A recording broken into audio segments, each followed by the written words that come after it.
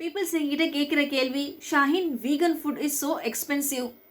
Middle class people இல்லை poverty லைனில் இருக்கிறவங்க அவங்களால எப்படி வீகனிசத்தை ஃபாலோ பண்ண முடியும்?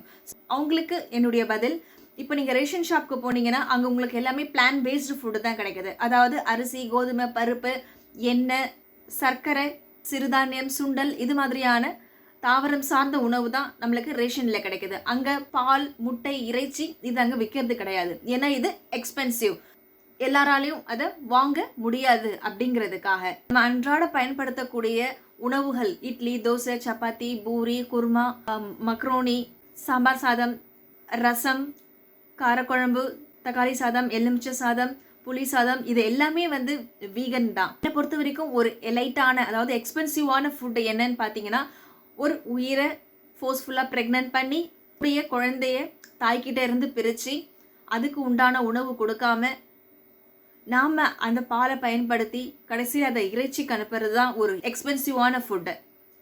ஸோ வீகனிசம் அப்படிங்கிறது எல்லா லெவல் ஆஃப் பீப்புள்ஸ்க்குமே பொருந்தும் அப்படிங்கிறது தான் என்னுடைய கருத்து. சிந்திப்போம், கருணை உலகமாக மாற்றுவோம். நன்றி.